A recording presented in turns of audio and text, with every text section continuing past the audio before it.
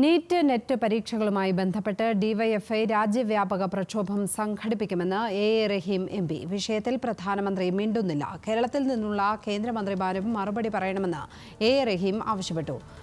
എസ്എഫ്ഐക്കെതിരായ ബിനോയ് വിശ്വത്തിന്റെ അഭിപ്രായ പ്രകടനം പദവിക്ക് യോജിച്ചതാണോ എന്ന് പരിശോധിക്കണമെന്നും അദ്ദേഹം പറഞ്ഞു. വിവരങ്ങളുമായി ഇപ്പോൾ വി.എസ്. അനുരാഗ് ചേരുന്നു തിരുവനന്തപുരത്ത് നിന്ന്.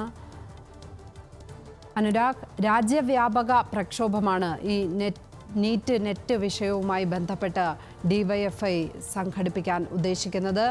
അതിൻ്റെ വിശദാംശങ്ങൾ, ഒപ്പം ബിനോയ് വിശ്വത്തിൻ്റെ അഭിപ്രായ പ്രകടനവുമായി ബന്ധപ്പെട്ടുകൂടി അദ്ദേഹം എസ്എഫ്ഐയുമായി ബന്ധപ്പെട്ട പരാമർശങ്ങളിൽ കൂടി അദ്ദേഹം മറുപടി പറഞ്ഞിരിക്കുകയാണ്. അതിൻ്റെ വിശദാംശങ്ങൾ. നീറ്റ് നെറ്റ് പരീക്ഷയുമായി ബന്ധപ്പെട്ട് രക്ഷകർത്താക്കളുടെ ആശങ്ക വർദ്ധിക്കുന്നു എന്ന കാര്യമാണ് എ റഹീം വ്യക്തമാക്കുന്നത്. കേന്ദ്ര മന്ത്രാലയങ്ങൾ ഇക്കാര്യത്തിൽ ഇപ്പോഴും മൗനം തുടരുകയാണ്. കേന്ദ്ര സർക്കാരിന്റേത് നിരുത്തരവാദപരമായ സമീപനമാണെന്നും അദ്ദേഹം വിമർശിക്കുന്നുണ്ട്. അതിനൊപ്പം കേന്ദ്ര സർക്കാർ പുലർത്തുന്നത് കുറ്റകരമായ അലംഭാവമാണ്, ധിക്കാരപരമായ നിലപാടാണെന്നും എ റഹീം വിമർശിക്കുന്നു. എന്തായാലും പ്രധാനമന്ത്രി ഇതുവരെ ഇക്കാര്യത്തിൽ പ്രതികരിച്ചിട്ടില്ല. കേന്ദ്ര വിദ്യാഭ്യാസ മന്ത്രിയും അഭിസംബോധന ചെയ്യുന്നില്ല. അനിശ്ചിതത്വത്തിന്റെ പൊരുവയിലത്താണ് വിദ്യാർത്ഥികളെയും രക്ഷിതാക്കളെയും കേന്ദ്ര സർക്കാർ നിർത്തുന്നത് എന്നും അദ്ദേഹം കുറ്റപ്പെടുത്തുന്നു. അതിനൊപ്പം തന്നെ കേരളത്തിൽ നിന്നുള്ള കേന്ദ്രമന്ത്രിമാർ ഒരക്ഷരം ഇക്കാര്യത്തിൽ മിണ്ടുകയും ചെയ്യുന്നില്ല. അവരും മറുപടി പറയാൻ തയ്യാറാകണം. എന്തായാലും രാജ്യവ്യാപകമായി യുവജന വിദ്യാർത്ഥി സംഘടനകളെ അല്ലെങ്കിൽ വിദ്യാർത്ഥികളെ അണിനിർത്തിക്കൊണ്ട് ഡിവൈഎഫ്ഐ പ്രക്ഷോഭം സംഘടിപ്പിക്കുമെന്നാണ് അദ്ദേഹം പറയുന്നത്.